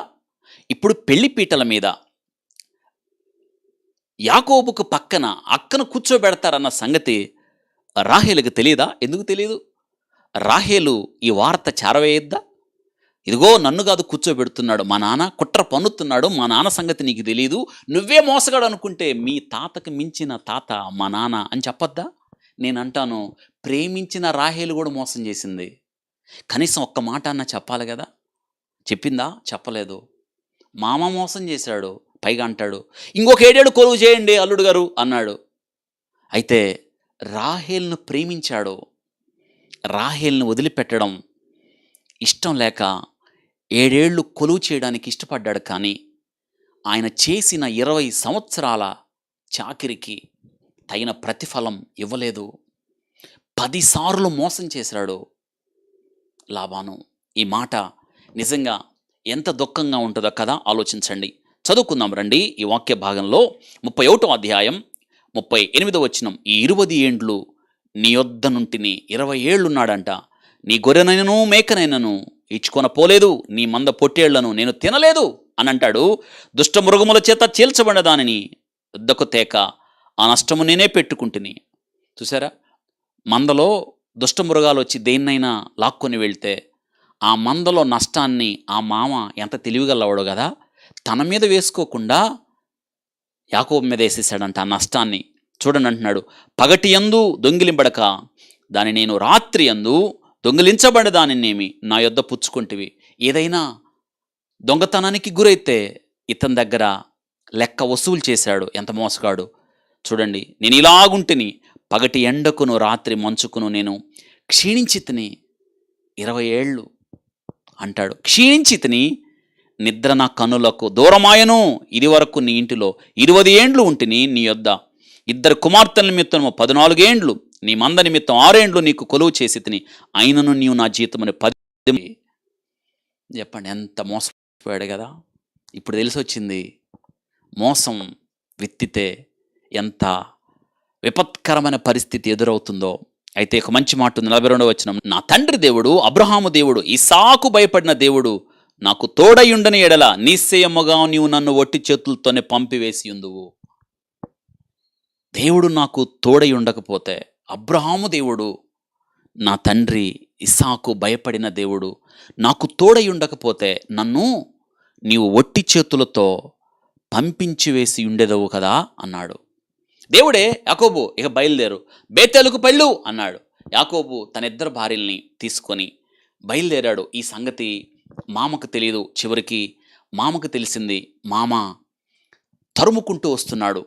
నాకు చెప్పకుండా వెళ్తాడా? కనీసం నాకు సమాచారం ఇవ్వకుండా వెళ్తాడా? ఏదో చేసేద్దామని మంది మార్బలాన్ని వెంట పెట్టుకుని బయలుదేరుతున్నాడు ఈ యొక్క లాబాను. అంటే లాబాను ఉద్దేశం ఇంకా చాకిరి చేయించుకుందామనే. ఆలోచించండి. అందుకే దేవుడు కలలో కనిపించి ఆ రాత్రి 24వ వచనంలో రాయబడింది, ఆ రాత్రి స్వప్నమందు దేవుడు సిరియావాడైన లాబాను వద్దకు వచ్చి, నీవు యాకోబుతో మంచిగానే చెడ్డగానే పలుకుము, జాగ్రత్త సుమీ అని అతనితో చెప్పాను. అతడు కోపంగా వస్తున్నప్పుడు దేవుడు అతన్ని కనిపించి అంటున్నాడు, హలో లాబాను, నీవు యాకోబుతో మంచిగాని చెడుగాని మాట్లాడతావేమో. దాని అర్థం ఏంటో తెలుసా? యాకోబు జోలికి వెళ్తావేమో, జాగ్రత్త, యాకోబుకు తోడుగా నేనున్నాను అని. తిన్నగా వచ్చాడు. దేవుడు మాట్లాడాడు కదా, భయపడ్డాడు, నిమ్మళపడ్డాడు. మనసు కుదురుపడిన తర్వాత వచ్చి అంటున్నాడు, ఏమిటయ్యా అల్లుడు నువ్వు చేసిన పని? యాకోబు, అరే నాకు చెప్పొద్దా? నువ్వు వెళ్ళాలి, నీ దేవుణ్ణి ఆరాధించాలంటే ఎళ్ళు, నిన్ను అడ్డగించేది ఎవరు? కానీ నా కుమార్తెలను తీసుకెళ్ళేటప్పుడు కనీసం నేను నా కుమార్తెలని ముద్దు పెట్టుకోవద్దా?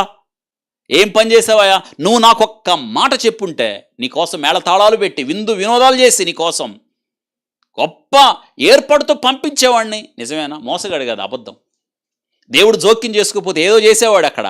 కానీ దేవుడు చూసారా, యాకోబుని ఎలా కాపాడుతున్నాడు. దేవుడు చెప్పాడే, నీతో పాటు నువ్వు వెళ్ళు, ప్రతి స్థలానికి నేను వస్తానని మాట ఇచ్చిన దేవుడు. ఎంత ఎంత నమ్మిక కలిగించే దేవుడు కదా ఆయన. నిజంగా అటువంటి దేవుణ్ణి మనం కలిగి ఉండడం ఎంత ధన్యకరమైన విషయం ఆలోచించండి. దేవుడు మాట్లాడుతున్నాడు, నువ్వు నాకు చెప్పలేదు, నేను చెప్పుంటే నిన్ను గొప్పగా పంపించేవాడిని కదా. దేవుడు నాకు కనిపించాడా, నీతో మంచిగాని చెడుగాని మాట్లాడద్దు అన్నాడు. అయితే ఇప్పుడు విషయం ఏంటంటే, నా విగ్రహాన్ని, నా విలవేల్పుని ఎవరో తీసుకొచ్చారు, దొంగిలించారు ఎవరో అనగానే యాకోబు అన్నాడు, ఎవరు దొంగిలించారు నీ విలవేల్పుని? నీ దేవతను ఎవరు దొంగిలించారని అన్నాడు. ఎవరి దగ్గరైతే దొరుకుతుందో వారు నిశ్చయముగా మరణం అవ్వాలి అన్నాడు. అయితే అంత వెతికాడు, కానీ ఆ ఇలవేల్పుని, ఆ దేవతను, ఆ గృహదేవతను రాహేలు దొంగిలించిందన్న సంగతి యాకోబుకు కూడా తెలియదు. అంత వెతికాడు, లేయా గుడారంలోకి వెళ్ళి వెతికాడు, ఇంకంత వెతికాడు. రాహేలు గుడారంలోకి వస్తే ఆమె లేవలేదు. ఆమె దాచింది దాన్ని, దాని మీద కూర్చుంది. తండ్రి వచ్చినప్పుడు అంటది, తండ్రి నేను కడగా ఉన్నాను, వెతుక్కొని వెళ్ళిపోయాడు, ఎక్కడ దొరకలేదు. ఇప్పుడు యాకోబుతో నిబంధన చేస్తున్నాడు. ఆ నిబంధన అవును, కావున నీవును నేను నిబంధన చేసుకుందాం రా, అది నీకు నాకు మధ్య సాక్షిగా ఉండునని యాకోబుతో ప్రత్యుత్తరమీయగా, యాకోబు ఒక రాయిని తీసుకొని దానికి స్తంభముగా నిలబెట్టాను. ఒక రాయిని తీసుకొని రెండో స్తంభముగా నిలబెట్టాను. ఇప్పుడు ఈ స్తంభం ఎవరెవరికి మధ్య?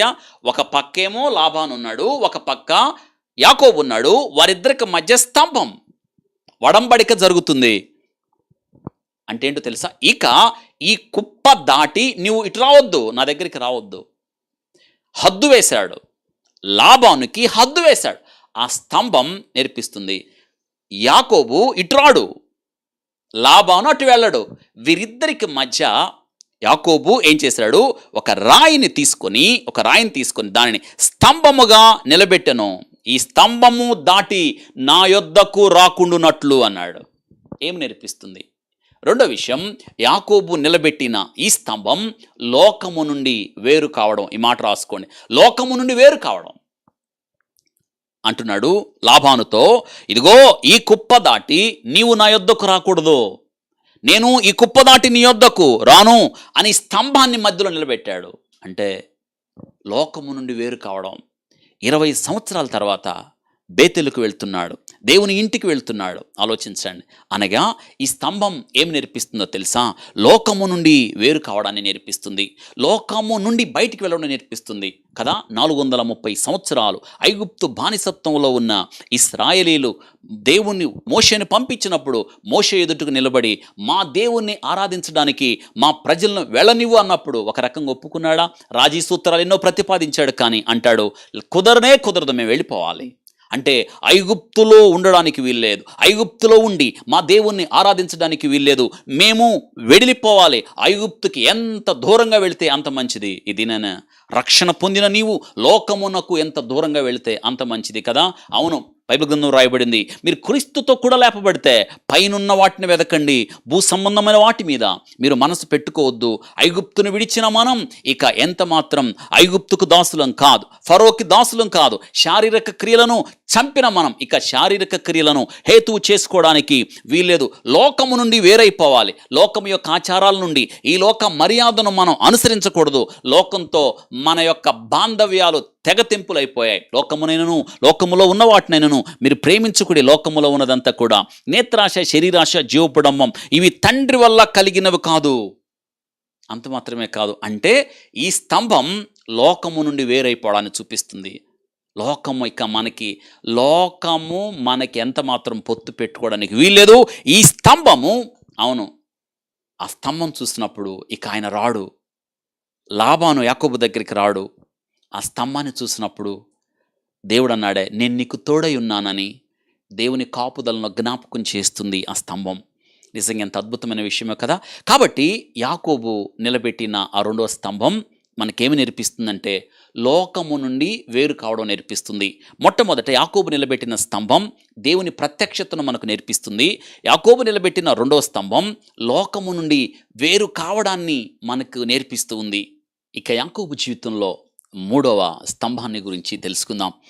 ఆదికాండం 35వ అధ్యాయం 13, 14 వచనాలు. దేవుడు తనతో మాట్లాడిన స్థలము నుండి పరమునకు వెళ్ళెను. ఆయన తనతో మాట్లాడిన చోటు యాకోబు ఒక స్తంభమును, అనగా ఒక రాతి స్తంభమును కట్టించి దాని మీద పానార్పణము చేసి నూనెయు దాని మీద పోసెను. దేవుడు యాకోబుతో మాట్లాడి యాకోబును బలపరుస్తూ ఉన్నాడు, యాకోబును ప్రోత్సహిస్తూ ఉన్నాడు. యాకోబుకు దేవుడు తనిచ్చిన వాగ్దానాన్ని పునరుద్ఘాటిస్తూ ఉన్నాడు. మళ్ళీ యాకోబుకి జ్ఞాపకము చేస్తూ ఉన్నాడు. యాకోబు, అవును, మరలా బేతేలుకి వచ్చాడు.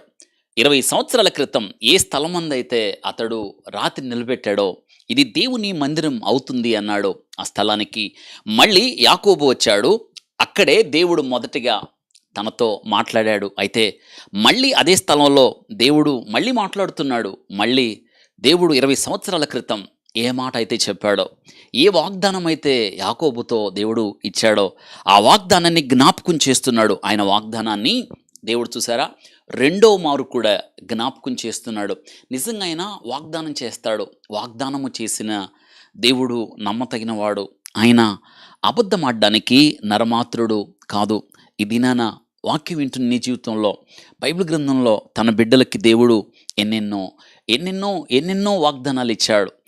ఇచ్చిన వాగ్దానాలన్నీ కూడా యేసు క్రీస్తునందు అవన్నీ మనకు నిశ్చయములై ఉన్నాయి అంటున్నాడు. నిజంగా పరిశుద్ధ గ్రంథం వాగ్దానాలతో కూడిన గ్రంథం. మన దేవుడు వాగ్దానాలు ఇచ్చి నెరవేర్చగలిగిన దేవుడు. కాబట్టి ఇక్కడ ఆ స్థలమందు దేవుడు మళ్ళీ జ్ఞాపకం చేశాడే. ఆ స్థలమందంట అతడు ఒక రాతి స్తంభమును కట్టించి దాని మీద పానార్పణమును, బహుశా దాని మీద ద్రాక్షరసం పోసాడా, నూనె పోసాడా, నీరు పోసాడా అనేది మనకు తెలియదు, కానీ దాని మీద పానార్పణము పోసెను. అయితే ఇక్కడ వాక్య భాగంలో ఈ స్తంభం నిజంగా దేవుడు తనతో మాట్లాడాడు కదా. ఇప్పుడు ఈ స్తంభం దేనికి గుర్తుగా ఉందంటే దేవునితో సహవాసానికి గుర్తుగా ఉంది. ఆ మాట రాసుకోండి. యాకోబు నిలిపిన మూడవ స్తంభం దేవునితో సహవాసం, దేవునితో ప్రత్యక్ష అనుబంధం, దేవునితో ఆయన కొనసాగడం. ఇంకా మనం నేర్చుకోవాల్సింది ఏంటంటే దేవుని స్తుతించడానికి, పెళ్ళుబిక్కిన హృదయములో నుండి దేవుణ్ణి ఆరాధించడానికి ఈ మూడవ స్తంభం గుర్తుగా ఉంది. అనగా ప్రాముఖ్యంగా అంటే ఇక మన సహవాసం ఎవరితో ఉండాలి తెలుసా? అవును, మామ యొద్ద నుండి వేరైపోయి రెండవ స్తంభాన్ని నిలబెట్టాడే. ఇదిగో హద్దు, నీవు నా దగ్గరికి రావద్దు, నేను నీ యొద్దకు రావద్దని ఇక్కడ హద్దు నియమించిన ఆ రెండవ స్తంభం. ఈ మూడవ స్తంభంకి వచ్చేటప్పటికి దేవునితో సహవాసంలో కొనసాగుతున్న యాకోబుని మనం చూస్తాం. ఆలోచించండి. కాబట్టి దేవునితో సహవాసం, దేవునికి మనం చెల్లించే స్తుతి ఆరాధన, అవును, సూచిస్తుంది ఈ మూడవ స్తంభం.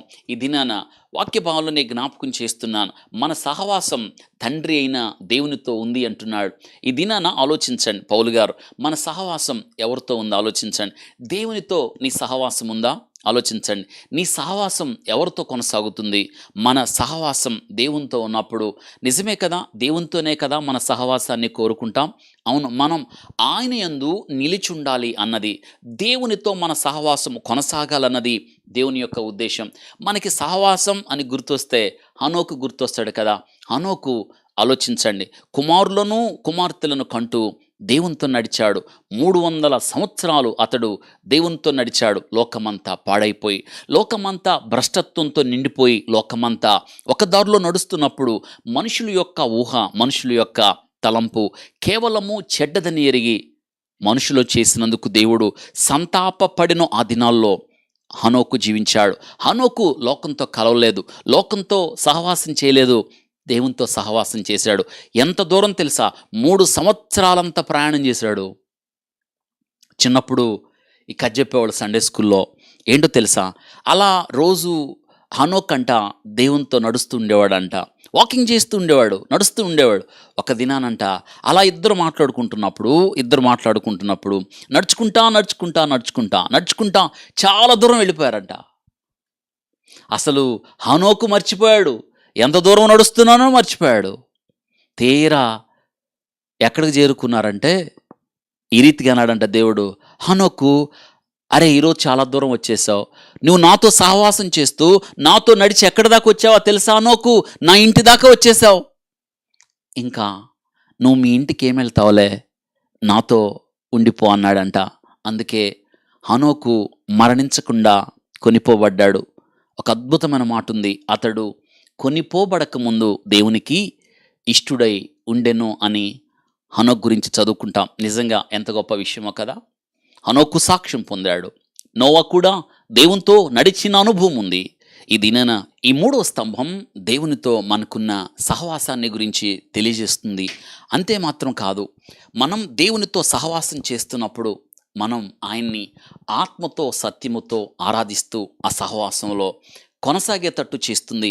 అవును, దేవుడు మన జీవితంలో చేసిన ఆ కార్యాలు, మనతో చేసిన వాగ్దానాలు, నిబంధన అంతా కూడా మనం జ్ఞాపకం చేసుకున్నప్పుడు నిజంగా మనల్ని ఆదరించిన విధానం, మనల్ని ప్రేమించిన విధానం, మనల్ని లేవనెత్తిన విధానం, నేటి దినం వరకు కూడా మనల్ని కాచి కాపాడిన పరిస్థితులు మనల్ని ఏం చేస్తాయంటే కృతజ్ఞత వైపు మళ్ళిస్తాయి.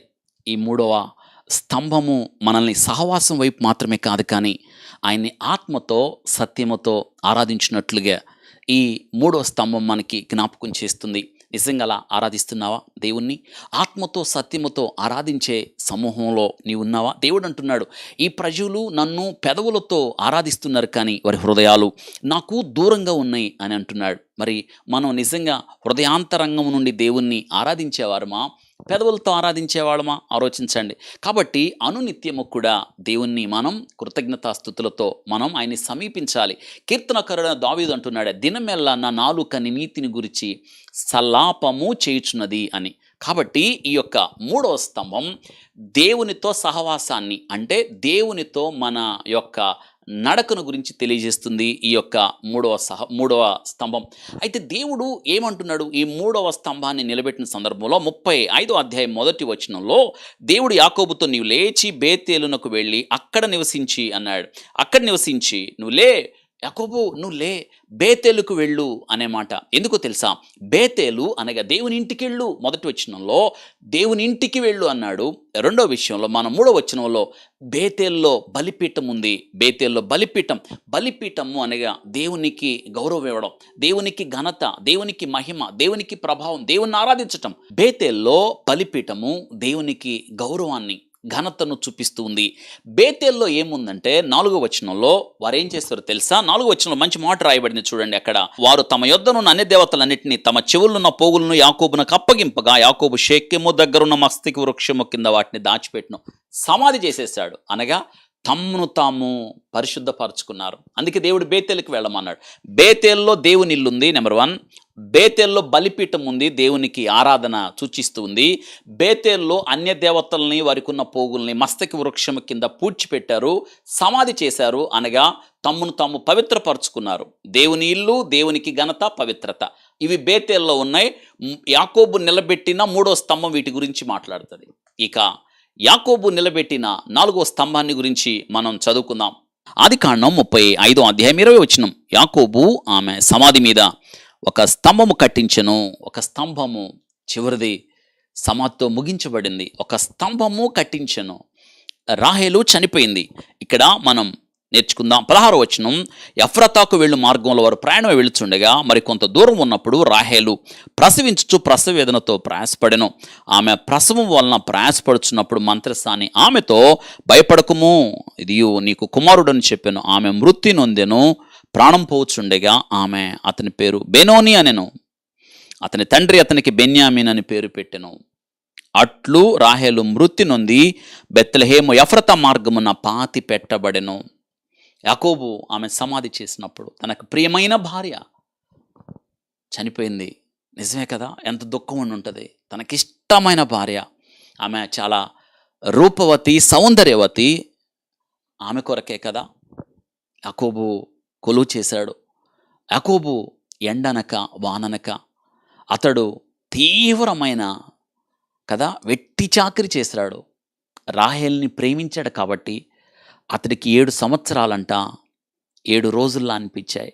నిజం కదా, ఒక వ్యక్తిని ప్రేమించినప్పుడు ప్రయాసగా ఉండదు, బాధగా ఉండదు, భారం అనిపించదు. ఎందుకో తెలుసా? ప్రేమ సమస్తాన్ని కప్పుతుంది, ప్రేమ మోస్తుంది, ప్రేమ భరిస్తుంది.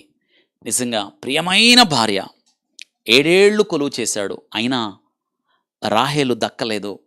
మళ్ళీ 7 ఏళ్ళు కొలువు చేశాడు. నేనంటాను, ఆ రాహేలుని భారీగా పొందడానికి 14 ఏళ్ల కొలువు చేశాడు. బైబిల్ గ్రంథంలో రాయబడింది, ఇశ్రాయేలు భార్య కావాలని కొలువు చేసెను. హోషేయ గ్రంథం 12వ అధ్యాయం 12వ వచనంలో ఏమని రాయబడింది తెలుసా?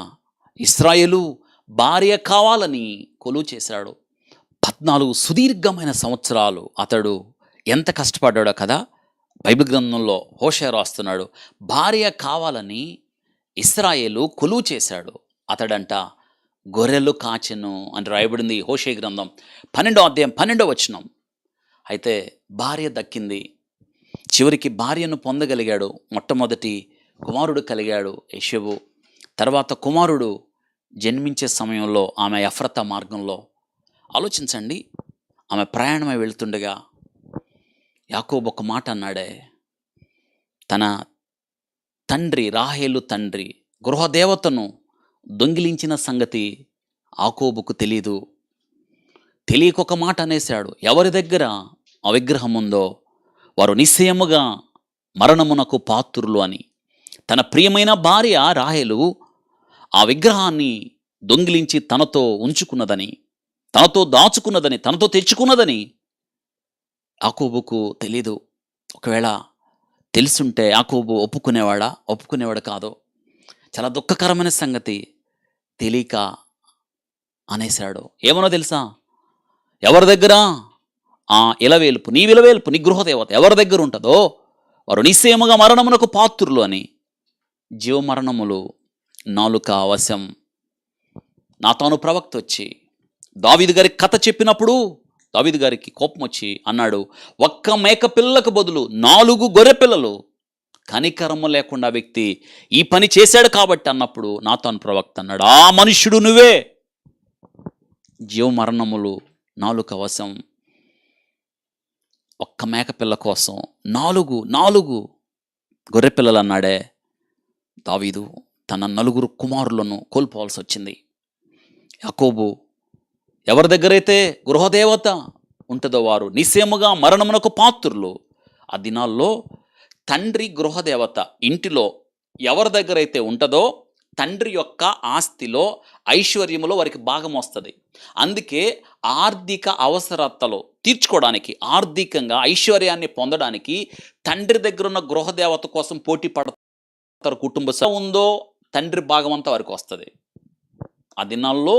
అందుకు ఈ యొక్క తండ్రి ఆరాధించే దేవత ఇలవేల్పు కొరకు, గృహదేవత కొరకు పోటీ పడేవాళ్ళు. బహుశా ఆర్థికంగా లాభపడదాం అనుకుందేమో. రాహేలు తెలియకనేశాడు, ఎవరి దగ్గరైతే గృహదేవత కనిపిస్తుందో వారు మరణమునకు పాత్రులని. అంతా వెతికాడు, ఎక్కడ దొరకలేదు. దాచి ఏమెరగనట్టు కూర్చుంది. తండ్రి వచ్చేటప్పటికి నేను లేవలేను, కింద దాచేసుకుంది. నేను కడగా ఉన్నాను అని వెళ్ళిపోయాడు. అయితే ప్రయాణంలో బెత్లెహేము ఎఫ్రాతాలో ఆమె మరణించింది. యాకోబు ఎంత ఏడ్చుంటాడో కదా. యాకోబుకు తర్వాత తెలిసుండదు అనుకుందామా? ఎందుకు తెలిసుండదు? జీవమరణములు నాలుక వశం. జాగ్రత్త, నీ నాలుకతో ఏం మాట్లాడుతున్నావో జాగ్రత్త, జాగ్రత్త, నీ నాలుకతో జాగ్రత్త. ఇది నాన్న ఒక మాట నేను జ్ఞాపకం చేస్తాను. నువ్వు నాలుకతో పలికేది నిశ్చయం అవుతుంది. నీ బిడ్డల్ని శిక్షించు, కానీ వారిని నీ నాలుకతో మరణం అవ్వాలని కోరద్దు అంటున్నాడు జ్ఞాని అయిన సొలొమోను. అద్భుతం. ఆలోచించండి. నాలుక జాగ్రత్త. నాలుక సాధు చేయి. దేవుని వాక్యాన్ని నీ నాలుకతో ఉచ్చరించు. దేవుని వాక్యం అనే దహించు అగ్నితో నీ నాలుకను కాల్చేయి, సాధువు అవుద్ది. దినమెల్ల నీ నాలుకకు దేవుని గురించిన ఉత్సాహధ్వని, కీర్తనకరుణ దావీదు అన్నట్టు సల్లాపము చేయి నేర్పించు. అద్భుతం. నీ నాలుక సాధువు అవుతుంది. యాకోబు ఎంతగా ఏడ్చాడో కదా. బిడ్డ జన్మించాడు, తల్లి నొప్పులు పడుతూ ఆ మార్గంలో చనిపోయింది రాహేలు. ఎంతగా ఏడ్చాడో చూడండి ఒక్కసారి. చిన్న చిన్న పిల్లలు, పురిటి బిడ్డ, నిండా 3 ఏళ్ళు లేని ఏషేవు. నిజంగా అందుకే యాకోబుకి ఏషేవు అంటే చాలా ఇష్టం. ఎందుకంటే ఏషేవు పోలికలన్నీ ప్రియమైన భార్య రాహేలువి. ఏడుస్తూ నిజంగా ఎంత విలపించాడో కదా. మరణిస్తూ పేరు పెట్టింది కొడుక్కి. బెనోనీ అని పేరు పెట్టింది. బెనోనీ అంటే అర్థం ఏంటో తెలుసా? దుఃఖపుత్రుడా అని అర్థం. ఓ దుఃఖాన్ని కలిగిస్తున్నవాడా, ఈ లోకమును విడిచి వెళుతున్నాను, మీకు దుఃఖాన్ని మిగులుస్తున్నాను. 2 బిడ్డల్ని విడిచిపెడుతున్న తల్లి ఏడుస్తుంది. బెనోనీ అంటే అర్థం ఏంటో? దుఃఖపుత్రుడా, దుఃఖాన్ని మిగిల్చావు. నీ తండ్రికి దుఃఖాన్ని మిగిల్చావు. మీ తండ్రి నా కోసం 14 ఏళ్ళు కొలువు చేశాడు. 4 ఏళ్ళు కాపురం చేయలేదామా? ఏడ్చింది. ఆలోచించండి. ఏడుస్తుంది, కన్ను మూసింది, చనిపోయింది. చూసారా? తండ్రి ఇంటి నుండి తెచ్చుకొచ్చుకున్న ఆ యొక్క గృహదేవత మేలు చేయకపోగా కీడు కలిగించింది, దుఃఖాన్ని మిగిల్చింది. అందుకే కొడుకు పేరు పెట్టింది దుఃఖపుత్రుడా. అయితే అద్భుతం. ఆ దుఃఖపుత్రుడు పేరు యాకోబు మార్చి బెనోని నుండి బెన్యామీనుగా మార్చాడు. బెన్యామీను అంటే కుడి చేతి పుత్రుడు అనే అర్థం. ఆలోచించండి. ఒక్క మాట చెప్పాలి. కుడి చేతి పుత్రుడు. దుఃఖపుత్రుడు ఏమయ్యాడు? కుడి చేతి పుత్రుడు అయ్యాడు. దుఃఖపుత్రుడు అని తల్లి పేరు పెట్టగా తండ్రి పేరు మార్చి కుడి చేతి పుత్రుడని పేరు మార్చాడు. ఇక్కడ ఒక సువార్త సందేశాన్ని ఒక్క మాట చెప్పడానికి ఇష్టపడుతున్నాను. బెనోని బెన్యామీన్ అయ్యాడు. అదే రీతిగా యేసు క్రీస్తు ప్రభువారు మన పాపములు భరించి, మన వ్యసనములు సహించి, నిశ్చయముగా అతడు మన దోషములు సహించి, మన పాపములు సహించి, ఆయన పాపమెరుగని ఆయన మన కొరకు పాపముగా మార్చబడి చూడనొల్లని వ్యసన క్రాంతుడుగా మారిపోయాడు. ఆయన దుఃఖపుత్రుడయ్యాడు. నీ పాపమును బట్టి, నా పాపమును బట్టి పాపమెరుగని ఆయన మన పాపములు భరిస్తూ దుఃఖపుత్రుడయ్యాడు. అయితే దుఃఖపుత్రుడిగా అతన్ని మనము చూచి అపేక్షించున్నట్లుగా స్వరూపమైనను సొగసైనను లేదు. ఆయన వ్యసన క్రాంతుడిగా మారిపోయాడు. ఆయన దుఃఖపుత్రుడు. అయితే ఆయన దుఃఖపుత్రుడిగా మన పాపములు భరించి, నిందను భరించి, పాపమెరుగని ఆయన పాపముగా మార్చబడి రక్త మాంసముల్లో పాలిభాగస్తుడై జీవితకాలమంతా మరణ భయమునకు దాసత్వము చేర్చున్న మనలను విడిపించడానికి అవును దుఃఖపుత్రుడిగా మారాడు. కానీ మరణాన్ని గెలిచి తిరిగి లేచి తండ్రి కుడి పార్శ్వాన ఉన్న కుడి చేతి పుత్రుడిగా మారిపడే యేసుక్రీస్తు ప్రభువారు దుఃఖపుత్రుడు. ఆయనే నేటి దినాన తండ్రి కుడి పార్శ్వాన అందరికన్నా హెచ్చించబడి తండ్రి కుడి పార్శ్వాన నీకు నాకు పక్షముగా ఆయన విజ్ఞాపన చేస్తున్నాడు. యేసుక్రీస్తు వారు ఒకానప్పుడు దుఃఖపుత్రుడు, యేసుక్రీస్తు వారు నేటి దినాన కుడి చేతి పుత్రుడు. ఇది సువార్త సందేశం. అయితే ఇక్కడ యాకోబు తన కుమారుడికి పేరు మార్చాడు. ఏమనో తెలుసా? బెన్యామీను అని పేరు మార్చాడు. అనగా అర్థం ఏంటంటే కుడి చేతి పుత్రుడు. అయితే తన భార్యను యూదా ఆయన బెత్లెహేము ఎఫ్రాతాలో సమాధి చేసి అక్కడ స్తంభమును నిలిపాడు. ఇది 4వ స్తంభం, యాకోబు నిలిపిన 4వ స్తంభం. ఈ స్తంభం ఏమి నేర్పిస్తుందంటే గత జ్ఞాపకాలకు సమాధి. గత జ్ఞాపకాలు ఏవైతే వెంటాడాయో వాటన్నిటికీ సమాధి. పౌలు గారు ఒక మాట చెప్తాడు, ఒకటి చేయుచున్నాను, వెనుకున్నవి మరచి ముందున్న వాటి కొరకు నేను వేగిరపడుతున్నాను అన్నాడు. ఒక్కొక్కసారి మనం ఇంకా వెనకయ్యే తెచ్చుకుంటాం, వెనకయ్యే జ్ఞాపకం చేసుకుంటాం. మనం ఏం చేయాలో తెలుసా? వెనుకున్నవి మరచి ముందున్న వాటి కొరకు దేవునితో సహవాసం చేస్తూ, దేవునితో అడుగులు వేస్తూ, దేవునితో సంభాషిస్తూ, కృతజ్ఞతాస్తుతులు చెల్లిస్తూ, ఇక వెనుకున్న వాటితో ఏం పని? సమాధి చేయడం. సమాధి ఇంకా సమాధి చేయబడితే ఇంకా జ్ఞాపకం ఏమేముందో ఆలోచించండి. మనల్ని మనం పరిశుద్ధపరుచుకుంటూ అనునిత్యం దేవునితో సహవాసం చేస్తూ మనం ముందుకెళ్ళాలి కదా. ఆలోచించండి. గత జ్ఞాపకాలకు సమాధి, గత విగ్రహాలకు సమాధి, గత అనుభవాలకు సమాధి, గత స్థితిగతులకు సమాధి. ఇంకా మనకి ఇక వాటితో సంబంధము లేదు. దొరికిన వాటినన్నిటినీ సమాధి చేశాం. అయితే దేవునితో మన సహవాసం కొనసాగుతుంది. ఆయనే మనల్ని నడిపిస్తాడు. సమాధి చేసేసామన్నీ, వెనుకున్నవి మరిచాం.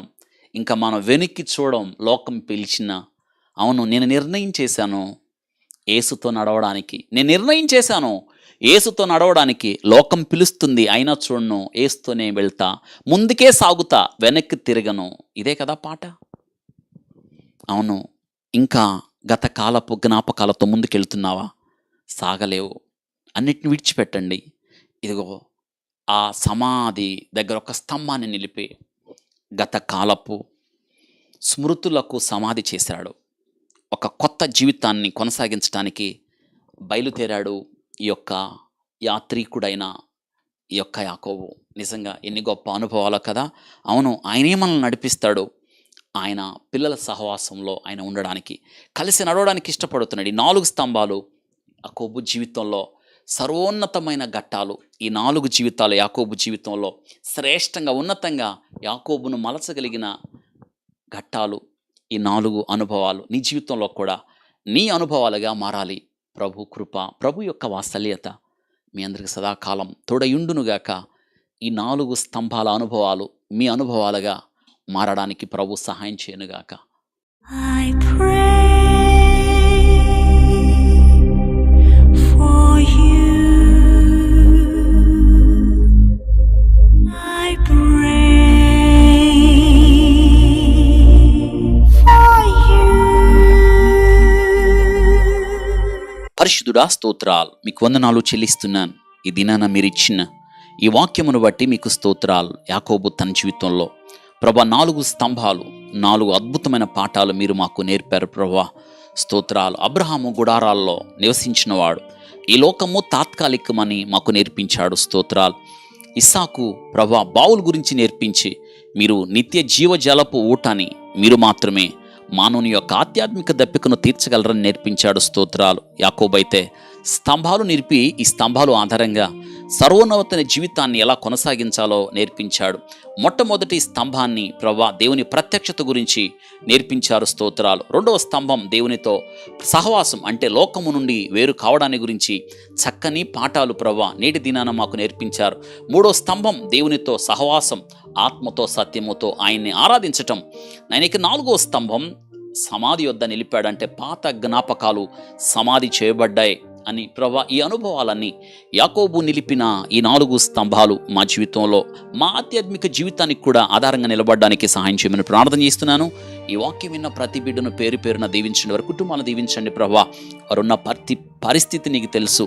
ఎవరు కృంగి ఉన్నారో ప్రభా, ఎవరు వారి ఆధ్యాత్మిక జీవితంలో తిరిగిపోయారో, ఎవరైతే బలహీనలుగా ఉన్నారో ప్రభా, జీవితంలో విసిగి వేసారిపోయి ఉన్నారో, ఎవరైతే రకరకాల అనుభవాల గుండా ప్రయాణాలు చేస్తున్నారో, లోయ అనుభవాల గుండా ఎవరైతే వెళుతున్నారో ప్రభా, తీవ్ర నిరాశతో ఎవరైతే కృంగి ఉన్నారో ప్రభా, ఇక ఆశ లేదనుకుని ఎవరైతే బ్రతుకుతున్నారో నాయనా, ఈ స్తంభాల ఆధారంగా చేసుకుని జీవితాన్ని కట్టుకోవడానికి సహాయం చేయమని ప్రార్థన చేస్తున్నాను ప్రభా. మీ ఘనమైన నామంలో ఈ వాక్యం విన్న ప్రతి బిడ్డను పేరు పేరున దీవించి ఆస్వాదించి మీరు మహిమ పొందండి ప్రభా. ఈ బిడ్డల ప్రతి అవసరత తీర్చమని యేసు నామములో అడిగి వేడుకుంటున్నాం తండ్రి. ఆమేన్. మన తండ్రి అయిన దేవుని ప్రేమ, కుమారుడని యేసుక్రీస్తు వారి యొక్క కృప, పరిశుద్ధాత్మనియోని సహవాసం, కాపుదల, నడిపింపు మనందరికి సదాకాలం తోడయుండి నడిపించునుగాక. ఆమేన్. ఆమేన్. God bless you.